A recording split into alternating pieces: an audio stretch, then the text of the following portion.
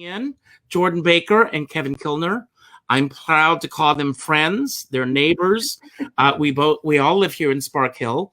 So I want to talk first of all about COVID-19 and the coronavirus and how that, of course, has affected your lives. We know that we're all in self-isolation right now.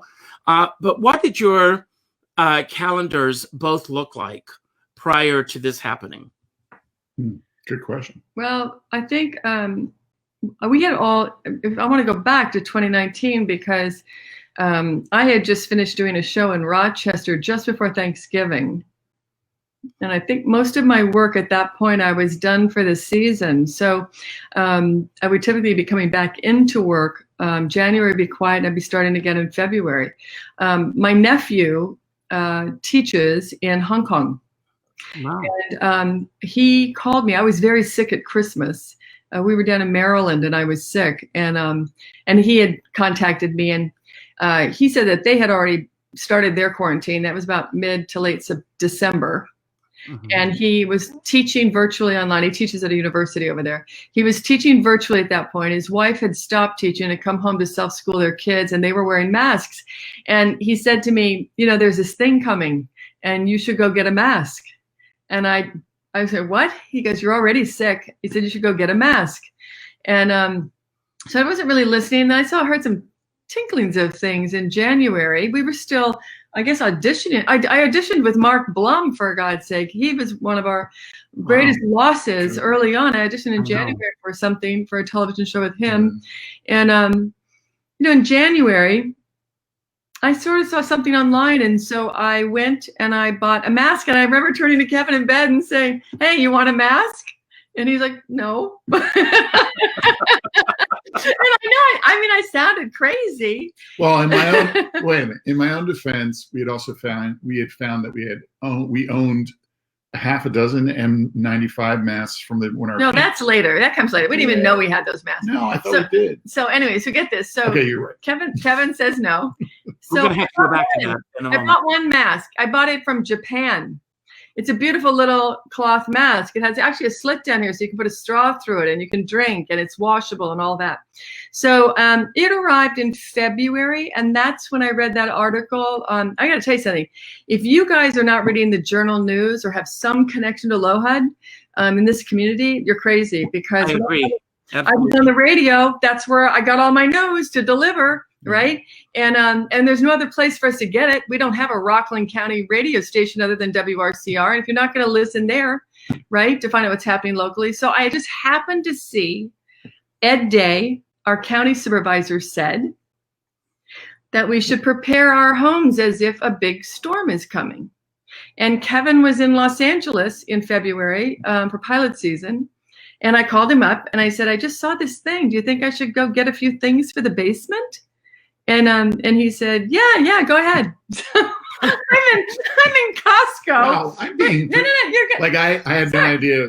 I said yes, we should. Yeah, so, go ahead. Go ahead. Stock the basement. basement. He's not really thinking about it at that time. You're not really thinking about it. Nobody knew what it was. Well, who did? Who was? I mean, I'm just listening to some things, and I'm taking the actions. I'm being all told the to take. intelligence agencies knew. Well, because get this. When I got to the Costco. The world was my oyster because there was nobody there on a Tuesday morning in February. And I stood there and thought, I wonder what I should buy. Like, What would you need if, I don't know, what am I looking at here? Like, I had not a clue. And then I remembered I have these Mormon relatives. And I remember working at the Sundance Theater Institute and going down to Provo into the grocery stores. And they have special wings where people buy survival kits.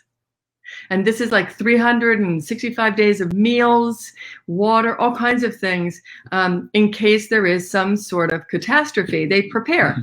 And some people think, they're all preparing for the Armageddon. But in truth, what's really beautiful about that philosophy, when I wrote to a couple of my cousins about it, they said, no. We prepare so that we can help you. when the time comes. Wow, wow, wow. So I thought, oh, so now I'm standing in Costco. I just texted with. So I thought, okay, so I should probably get some soup for me and my neighbors. I probably should get some dog food for the night, cat food or whatever. So I filled up my cart with all this stuff. And then, oh yeah, well, it's the flu. I guess I should get some Bear aspirin. Maybe I should get some hydrogen peroxide and some alcohol. Probably should get some Gatorade. You know, like so fish. I stocked up our whole mayonnaise. basement.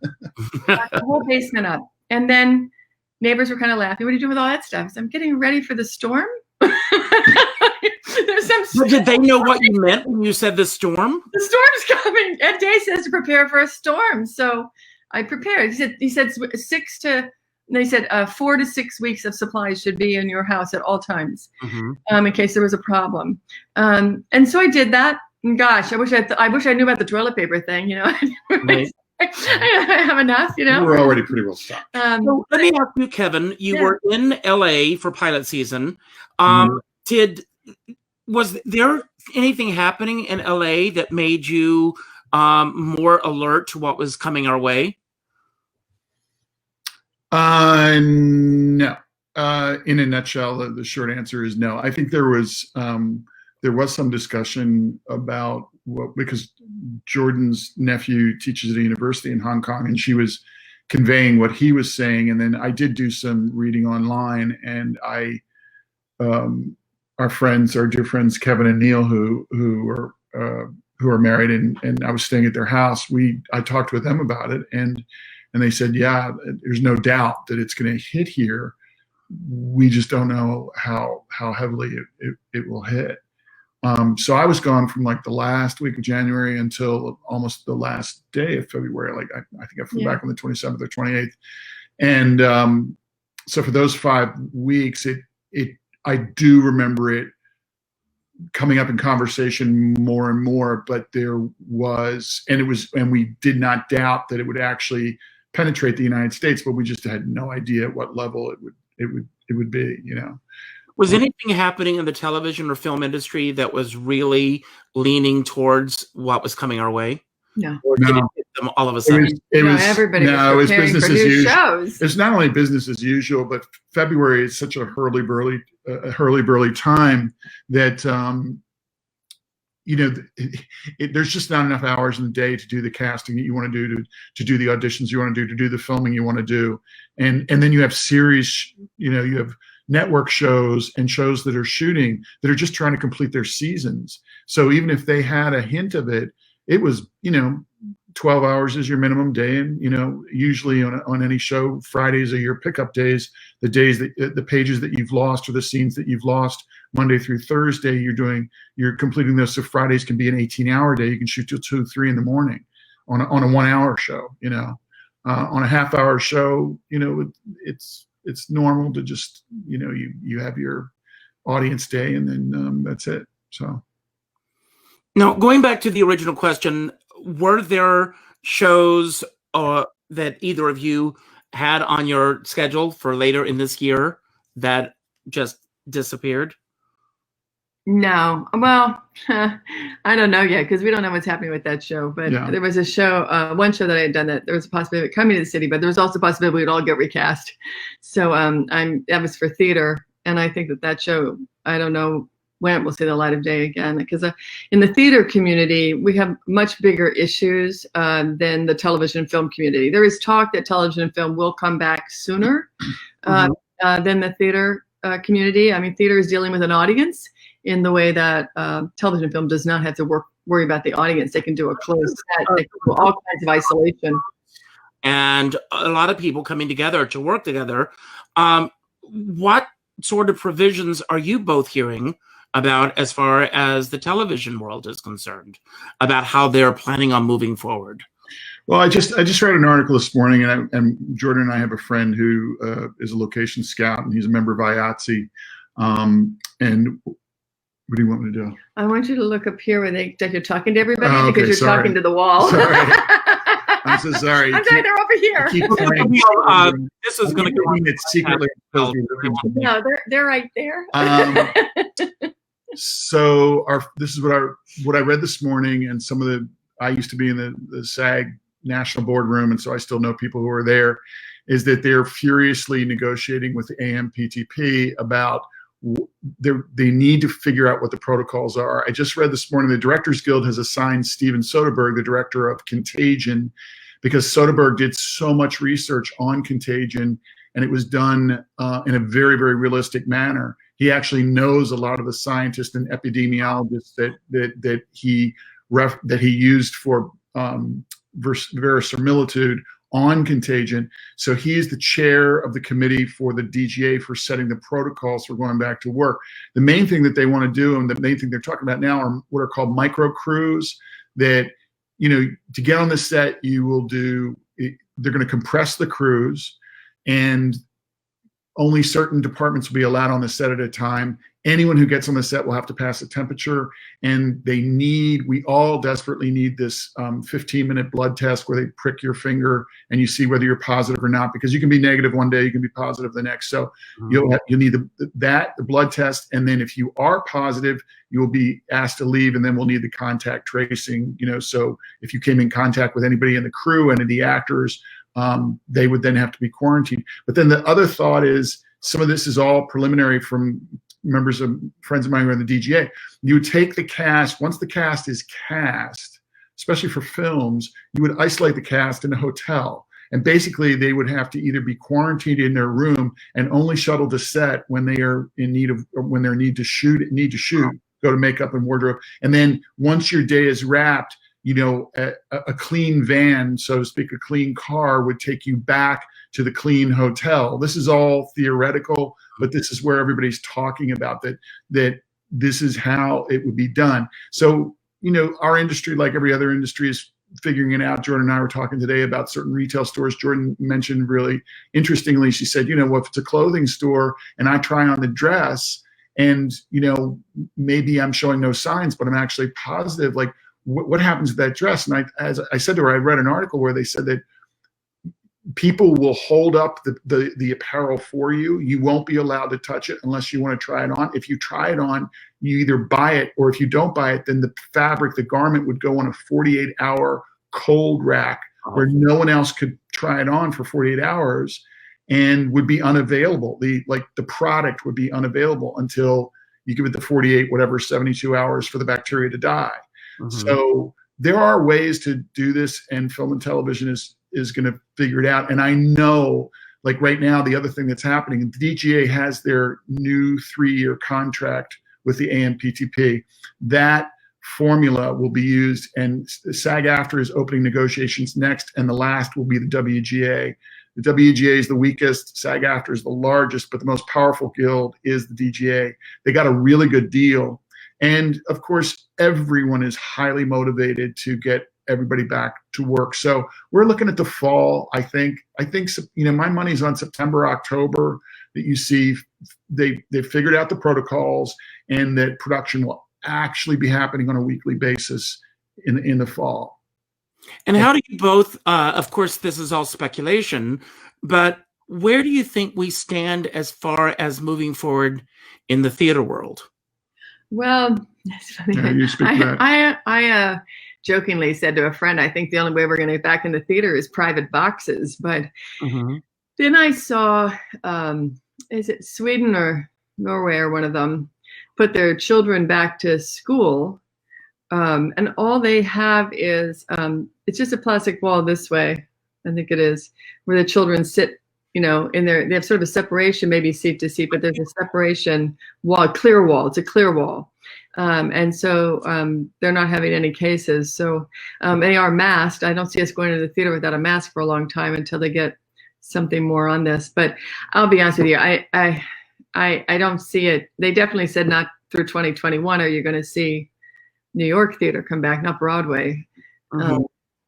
You know, it's sad. It's sad in so many endless ways to me. There's so much beautiful talent that is losing a year. We're like athletes, you know, it's like, I know. we only have so many good ones under us, and we're losing those. And then there's all this beautiful young talent dancers that have been preparing in universities and dance schools to come now. This is their moment. And it's like the Olympics, like they're losing that year of, and possibly more, who knows, so it's heartbreaking.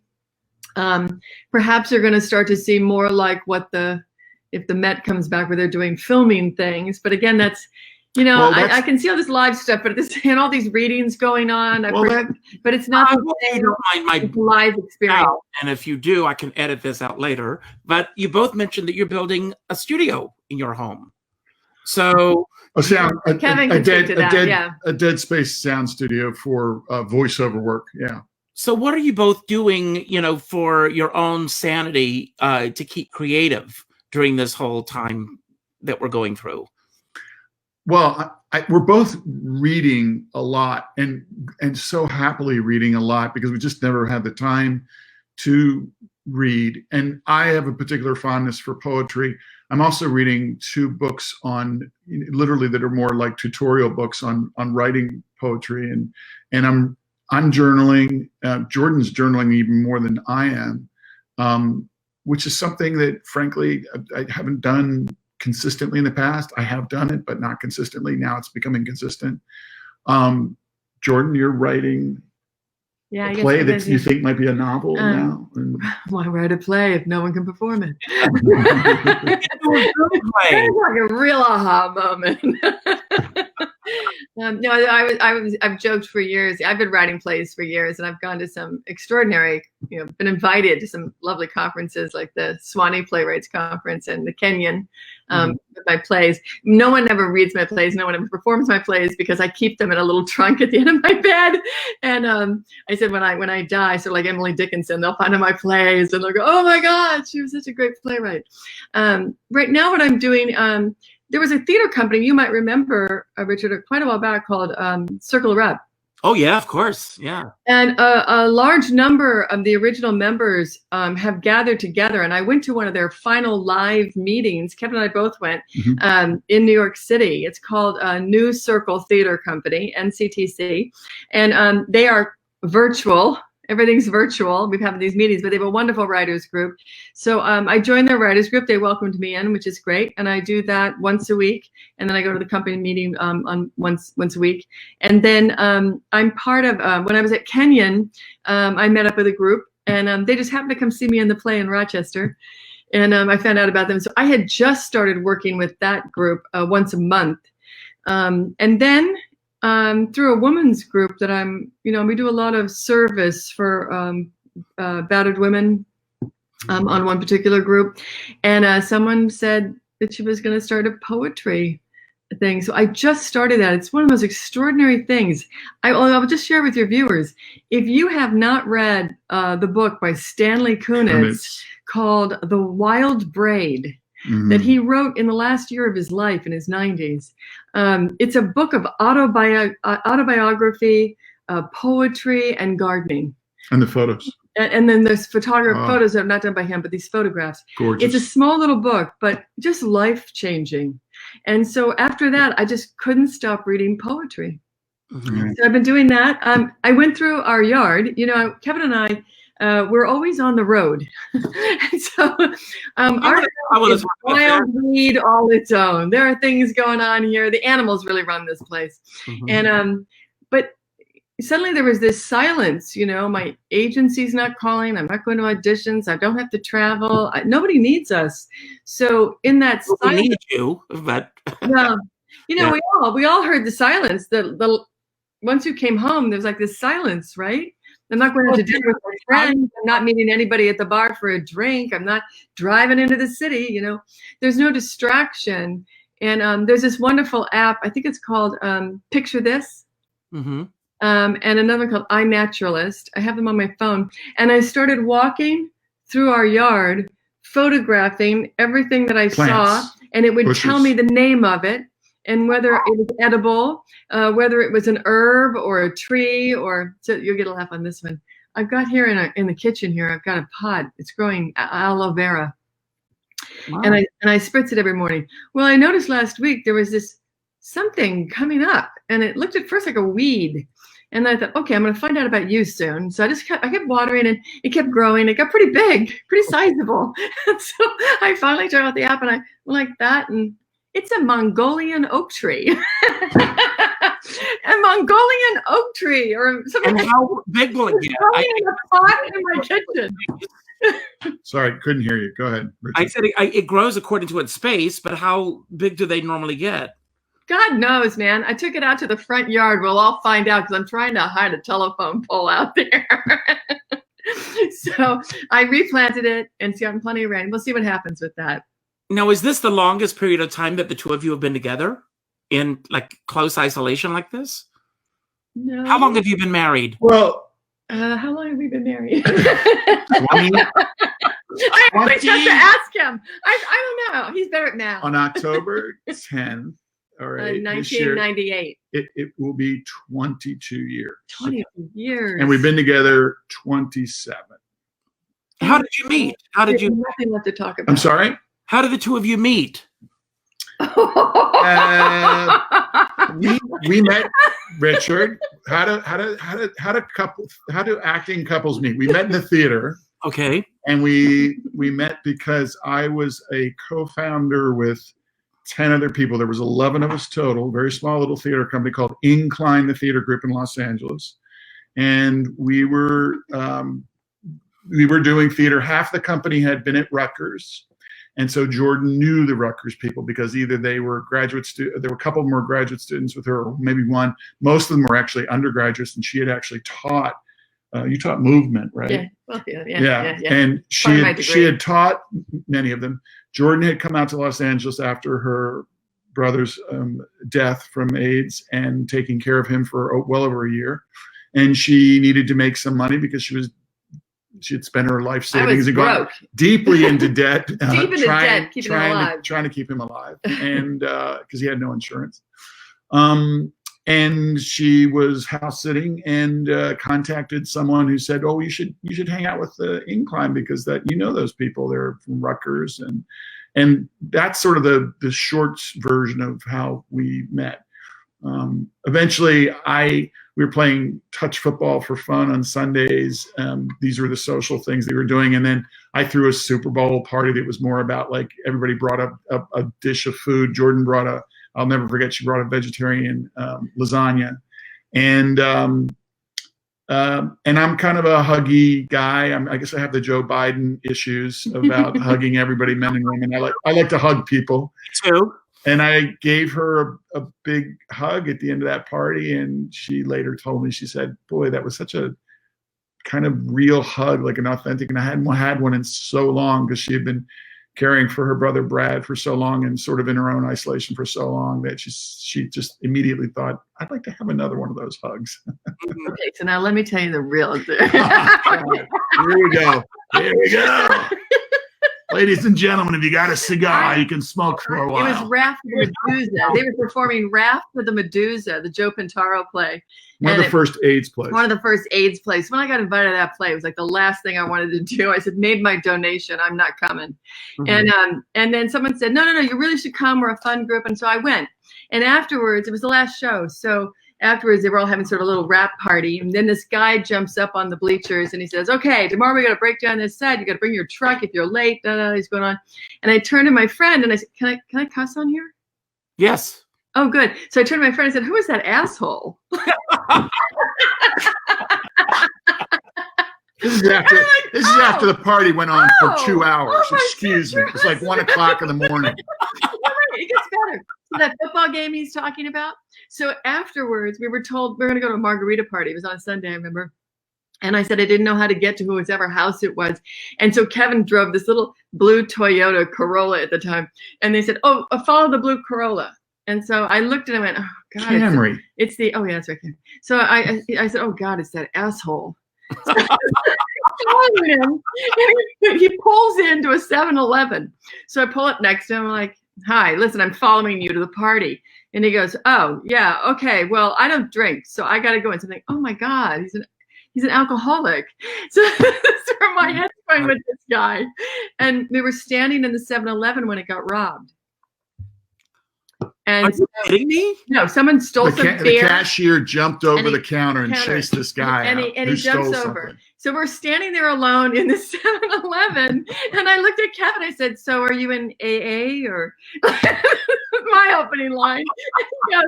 I started laughing. He thought I was nuts. So he said, no. He said, I have an audition tomorrow, and I don't drink before I go on camera because it puffs. Oh.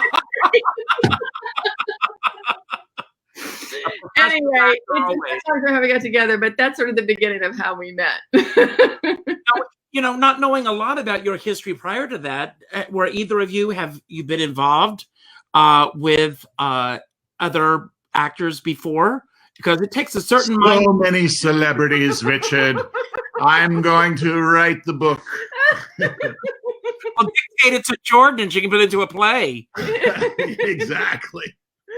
Oh my God. Yes, I was. Oh, please, he's dated every woman from New York to Hey, wait a minute. Okay. Okay. I kid you not. There isn't a woman I've met. Are you dating Kevin Kilner? I dated Kevin Kilner. There's a difference between dating an actor and living with an actor. True. Yeah, but I also, there were 3 women I was in a monogamous 2-year relationships with who I, semi lived together with them in a row. And so yes, I would, I was Mr., I was accused by the women in our theater company of being Mr. Serial Dater. And I would always point out to them, yeah, I guess I'm serial if like every 2 years it's a different woman, but I don't really call that. It's not like I'm dating a different woman each week or every month even, Mm-hmm. So he did. whatever, Marlo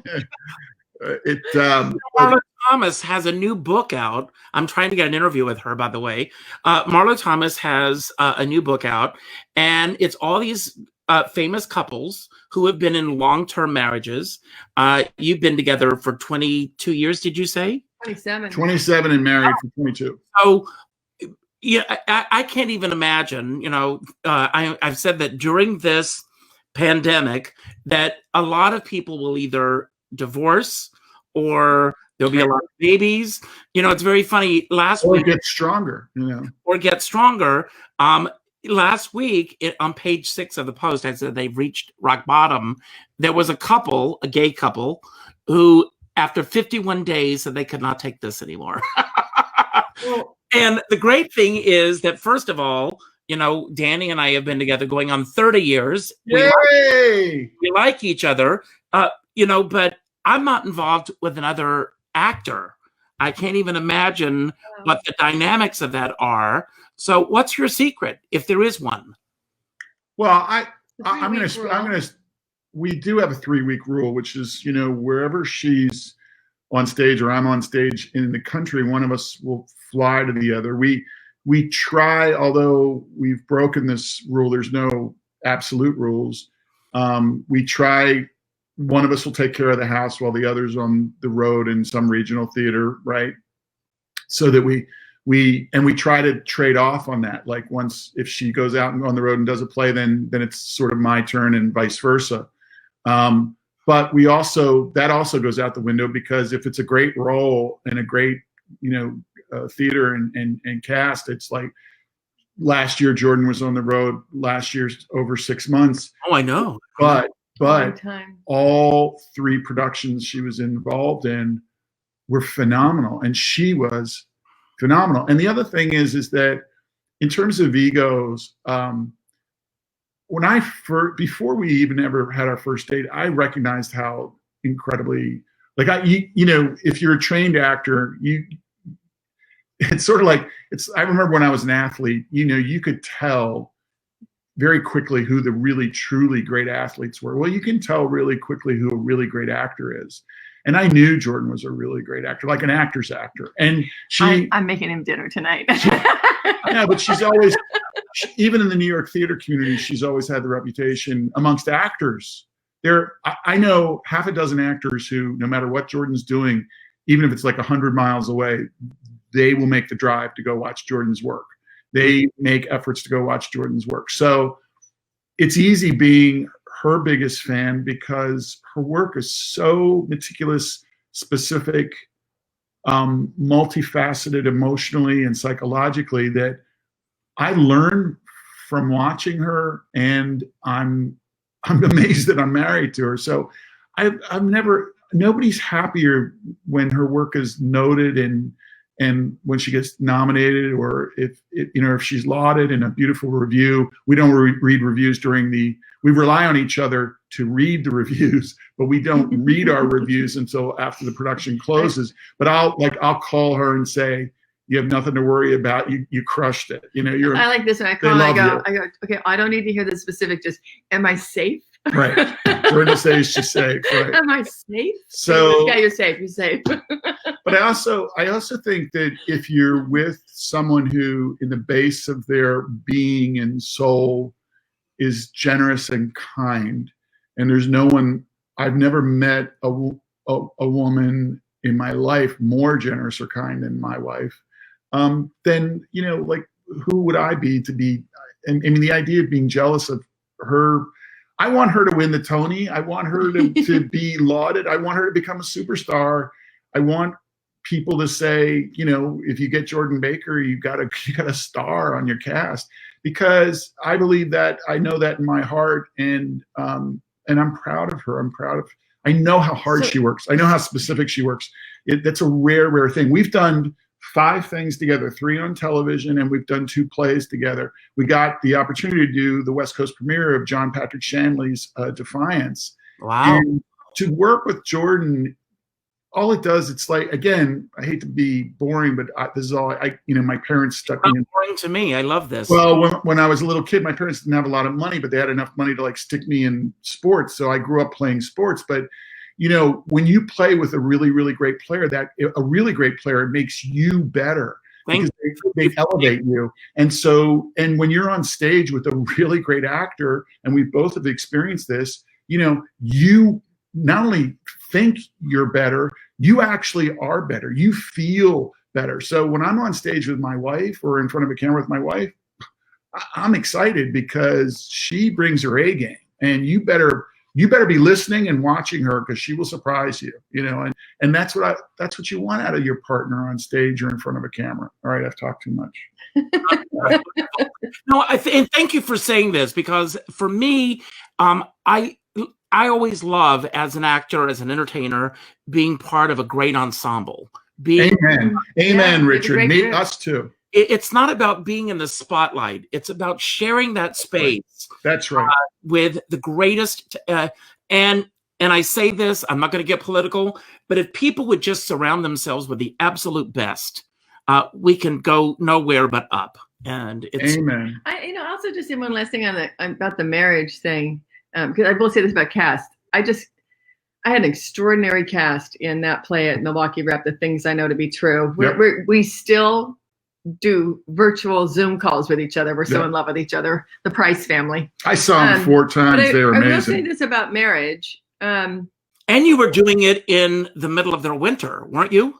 Mm-hmm. I drove into Milwaukee on the first day of the polar vortex in a Prius. I was in a Prius, and I thought, my wheels get through snow. Oh yeah, it was a hard job. But then we ended up in Tucson and Phoenix, so we spent out the back in our bikinis. Wow. I will say this about marriage, that Kevin and I were not really marriage material. So we didn't marry until we were 40. Yeah. And we weren't really thinking about marriage and kids. And I was raised by a mother who really screwed it into my head: no marriage, no babies, no marriage, no babies. Go have a life. Mm-hmm. Be an artist. I will say this, that when I finally, when he asked, I was sort of taken aback, because we hadn't really talked too much about that. How long had you dated before he did ask? 5 years. Okay. 5 years. It was his 40th birthday. We're on our way to Tuscany. My parents were living in Tuscany, and we were on our way there to take a trip for the first time, Mm-hmm. And we stopped up in Maryland for his 40th birthday, and he had proposed that night. And I will say this. It was a really, it's something you do it with another person when you get married, but also it's a very personal act. And I always tell Kevin, you don't have to worry about me because, I made a vow with you, but the vow was actually to myself. It's a very, very deep vow that I took for myself, that I decided that I was, to take this journey alone, And then I decided, I think I'd like to do the next 40 with somebody. And so I made this choice. I picked this person. He makes me laugh. He's an unbelievably good man. Mm-hmm. And we have this time alone together. It's been great. We make each other laugh, and we're curious about things that we share with each other. We love animals. We play in our backyard with all the animals. I don't know. There's just something. I like to travel with him. I can spend hours. Do you find that you're having more conversations now than deep conversations. Yes. Deep conversations about quality of life. Mm-hmm. Because when you remove, it's so interesting. Is this thing about stress? I mean, we're kind of joking. I've lost 18 pounds during COVID-19. Some people are gaining the COVID-19, but the stress. Being removed from that stress that came from work and from my mother dying and all kinds of things. I gained a lot of weight, and it was just all this negative energy on me. And this time has been such a beautiful gift in some odd way. I mean, I'm grateful for my health, that I haven't had COVID, and thank God we haven't had COVID, but that we had this time.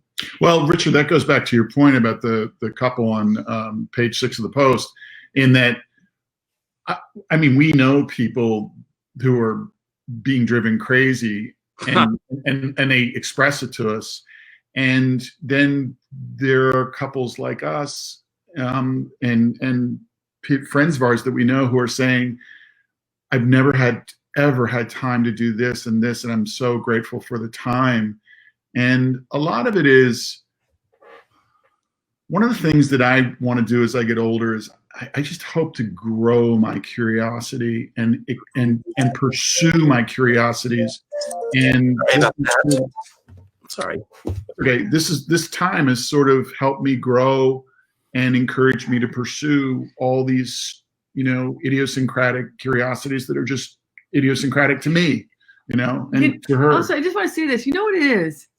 I was saying this the other night that, I've been able to sit down and read a book for 1 hour without being distracted, like actually sitting there and reading the book, because that little thing in my head that says I should be there, I should be doing this, I should be doing that, right? There isn't that. There's no, I should be somewhere. There's no place else to be but right here.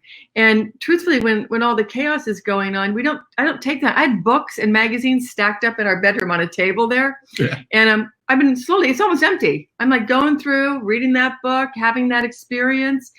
And there's nothing that says I should be somewhere else. Mm-hmm. I remember I saw an interview on that show, Finding Your Roots. And they were talking to Gloria Steinem. And they asked her about writing. How did she become a journalist? And she said, it just seemed that whenever I was doing it, there never seemed anything else that I should be doing. Mm.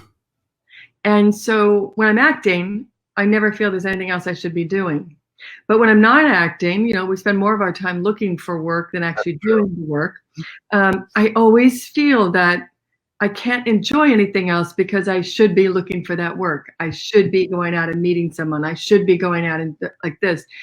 So this time right now, because everything is shut down, I just have a pure moment of peace, quiet, and time to really be with something. And we can give ourselves vacations, but we don't take them because there's all this other stuff going on, the distractions, right? Well, so it reminds me of the old question, how do you eat an elephant? Yeah. At a time. Right. And with all of this going on right now, do you have a routine in the midst of all this? And what is that routine that gets you through each day?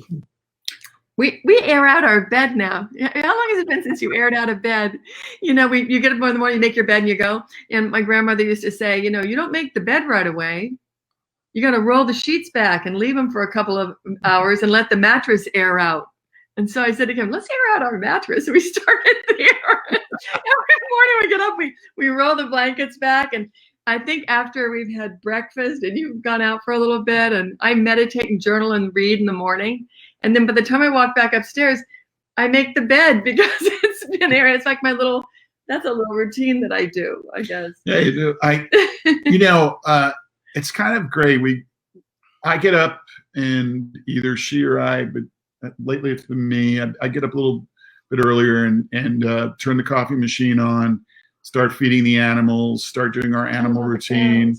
We have 3 cats that have been visiting our yard. So a friend of ours who captures and kindly, safely captures and has ferals spayed and returns them to their environment.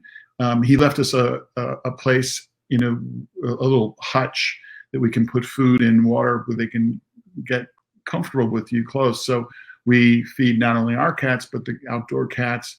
And I sort of check in on our fish in our little pond. We have a tiny little pond with some water flowing over a rock, and take an accounting of the yard. And then I go exercise, and then I eat breakfast, and then I read and write and until about noon. And then errands and actions that require anything physical I do after lunch until dinner time. And then at night we're usually I think we talked to you before, we finished The Crown, we finished Unorthodox, we're going to do Succession, all 3 seasons, and we want to watch Run and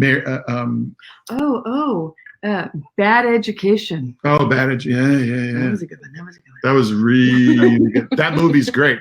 Bad Education. Bad Education. Very good. Very good. What's her name? Allison Janney and Hugh Jackman and Allison Janney. What's his name? Delicious. Everybody loves Raymond.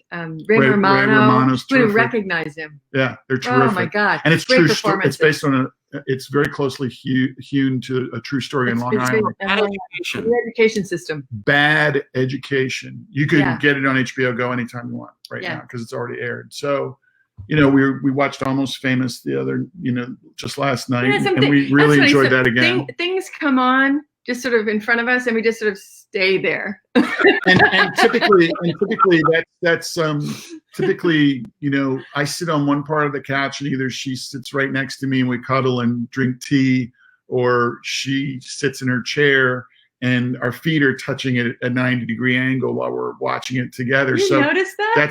That's sort of our quiet meditation, enjoy a movie type of time, and then we do the Groundhog Day thing like everybody else is doing. We get up and repeat this thing, We have a little bit of a routine. Yeah. And then there's, I try to go to the I do 3 different markets, and, right now it's a lot of standing in line outside in the cold. So, but I have 3 markets that I go to typically to get what we need for our house. But I try not to leave the house maybe once a week. Although recently, I have a bike Kevin gave me when I turned 50. Mm-hmm. And here I am 61, and 11 years later, I got on that bike. Just so long. You've been on a bike. Well, before. Maybe once in a blue moon, but I'm on the bike. I mean, I love the bike. It's at a good level for me. It's too low for me. But we have some extraordinary bike paths here, and I've just never used them. So we've been going out. Yesterday we took a whole. Well, also just on the street, we went down to Piermont. Just on the road. Piermont. Yeah. I didn't even know they opened up an ice cream parlor there. It's called the. We're so lucky where we live. I think about my friends that are in the city in apartments alone with no. A lot of our friends left early on. Some went up to the Berkshires. Some went to Connecticut. I have friends who went down south, North Carolina, if they had family. I was going to say, they went to parents' homes, aunt and uncles' homes, cousins' homes, second homes. My students, all of my students who are at either Montclair State or CCNY, they all went back to family if they could. In some cases, they were fortunate that they might be the resident, the RA, I think they're called. They were able to stay on campus because that was a big issue for students. Where are they going to go if they close the school down? Part of Jordan's routine is she's been doing her Zoom teaching at students at CCNY and Montclair State, where she's been an adjunct professor. So I guess it's sort of, there's just always a little something. But I have to tell you, I love waking up in the morning and there's nothing in my appointment book. I know. That's it, it's an I get a little pissed off when someone gets in. Well, But you know, not you, No, Richard. you were the first one. I remember when I was like, we have Richard Skipper at 5 o'clock. Oh my God. Something's on the calendar. No, this is that's a good exciting. thing. Oh, that is a good thing. No, because for me personally, for a long time, I've always said this, and maybe it's putting me on some spiritual plane or whatever, that I have a heightened sense of how important each and every day is. And right now, I'm not thinking about tomorrow. I'm not thinking about next week. I'm not thinking about next month. I'm not thinking about next year. I'm just taking each day as I can. One of the hardest things that I've had to deal with is getting away from the news because I'm a news junkie. And I am forcing myself, instead of sitting down to watch the news, look for a movie or a TV show. Yeah. And I only do it in the morning. I do it for about 30 minutes in the morning. I run through all my social media and then I turn it off. I do read the, what is it? Cuomo's report, typically from the night before. Right. I do look at the CDC and the WHO, those 3 things. And then I go through my social media feeds. I might post a couple of things and then I'm gone for the day. But Richard, I want to roll back to what you just said, because I'm so appreciative that you said that. And it's so important. And what I wanted to say before that you articulated, and I would add to, is the fact that this pandemic is forcing us in a very blunt instrument kind of way to live in the moment. And we can't even wrap our heads around how important that is. That truly is silver lining. To hear you say, that each day is just a gift. I mean, we all say that, but we don't really examine that. And this virus is making us examine that, so that, and I don't want to over dramatize anything, but after we finish here, I might even be able to go straight outside and cut my lawn. And I'm going to love doing that, because, I once read this essay saying, the theme of the essay was, there is a moment when you will do something for the last time in your life. Of all the things you do, there is absolutely a moment. The last time you take a 2-mile, 3-mile hike, the last time you row in a boat, Oh my God, the last so time, but if, as we always say, and I remember, again, going back to when I was an athlete, I remember certain times, certain games, coaches would say, if this is the last game you were ever going to play, how far would you go? What would you do if this was the last time you would ever do it? And we all have to, just if you're in touch with that once or twice a day, and the beauty of just being allowed to identify a plant in a garden, stick your hands in the soil, do a little bit of raking, make bread. Mongolian oak tree in your kitchen. Exactly. I will say one other thing. In our community, I do run food over to Maggie Conway House on a regular basis. And we're doing people to people. And the people to people Kevin does through. Thank you for saying that, because I did want to mention to everyone that I asked what your favorite charity was. And you did Feeding America, which I made a contribution to. Good. Thank you. I'm asking everyone, if you've enjoyed this interview today, I hope you've enjoyed it as much as I have, but I hope that everyone will make a contribution if you can. Yeah, it's an extraordinary organization. It's feeding people locally. Well, just your local food bank. I mean, the food banks are getting crushed. They're getting totally crushed. Although it's getting better. I know the Corps made some things for bringing milk down and getting food down to certain areas. And but yeah, it came. My mother was living with us for a while. Can't get this camera. Come this way. I don't know. I'm trying to get on and have you on too. My mother got ill, and she came and she lived with us for about 18 months. And we read an article in the Journal News. I think it was a story about a child in maybe Pearl River. might be Tapan. I'm not sure. He was the quarterback on the football team, and they were starving. He didn't have dinner. He didn't have food. Several times a week, he would come home. His mom had to make a decision between keeping the lights on, paying the mortgage, or buying groceries.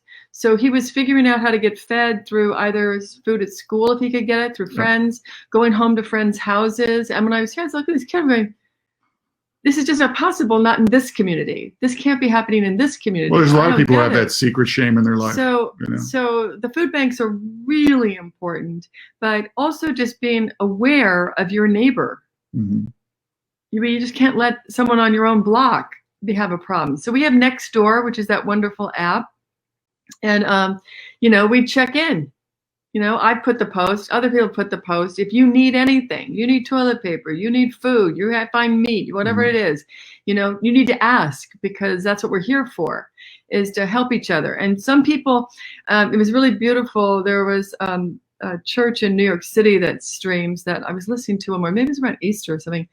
And the minister, she said, you may never in your life have ever had to ask for help. And this may be the moment where you do need to ask for help. And she said, you can come to me privately, confidentially, and we're going to get you help. Why do you think that we put a stigma on people not being able to reach out and ask for help? Yeah, it's America. Well, because it's America. I mean, you're not a success if you do that. Yeah, you're not a success if you do that. If you ask for help in America that shows there's some stain or black mark, I mean, it's like the Scarlet Letter or something. I mean, it's the same theme. And you have to remember, and it's ridiculous. Many people have not recovered from 2008. So if you own a business, I can't imagine men and women who own businesses who had to be shuttered during this time. They're not passing the money out so fast. Even if you qualify for some of those programs, many people just haven't seen any money yet. So I wonder day to day, I say to Kevin, if you haven't seen a dime and you had a business and you were already hand to mouth, I mean, it has to be terrifying, terrifying. So, and they say it'll be a long time for people to come back. They're going to lose those businesses. How many bankruptcies will there be? I try to stay focused on, that's not my experience right now. I can help who I can help. I make that part of my daily life. I do believe that for the artist, we're going to see some extraordinary things that are going to come out of this from the arts community, because so many creatives have had quiet and lack of and no distraction, and almost like this permission given, just go, lock away. And we can't, if you're really a creative person, your mind, ticking all the time, then things will come out. And also, I think that the content of what we're going to see, I'm hopeful will change, in the sense that Jordan and I are drawn to a lot of English film and television because it's really well written and it's character driven, a lot like the movies from the 30s and 40s and even through the 70s here in the United States. But the big kind of comic book action movies, look, we all need escapism. I get that. That's fine. We go to the theater for escapism too. But at the same time, I have been wanting, me personally, and I think Jordan too, we've been wanting, to see more American stories that are really character driven. One of the reasons that we're recommending Bad Education is because, there's nobody flying around in that, and there's no, monsters and zombies. But it's a phenomenal story, and it's a real revelatory story of what can happen in a community when people get turned to personal greed once again. And we just need more stories. And I think that this pandemic is going to create more stories that are about people at all various points socioeconomically and just how they survived, what you had to do, how your life may have taken a complete left or right-handed turn, and something that you never expected to do, suddenly you're doing it. And I just hope we see more stories like that, because those, first of all, they're more truthful. It's closer to the reality of the world we're in. but I refuse to believe that those stories can't be funny and entertaining and fascinating with little mysteries that you never quite thought of. Because the really, really great classic films and television stories that hold up have those elements in them. We just need more of them, because maybe I'm just a cranky older person now, but I don't need to see another comic book movie. Not unless it's the way like Joker was done, which was, to me, was genius. It took the comic book movie and turned it on its head, and really was a character study of mental illness at an extraordinary level, with an extraordinary performance by Phoenix. So, that's okay in my world. But I also would like to go back to the world of just, people and how they got through what other people would look at the outside and say, it's just, that looks like everyday life. Why would I be interested in that story? Well, no, there's a way to tell that story so that it's all the above: funny, entertaining, and fascinating. This is what I want.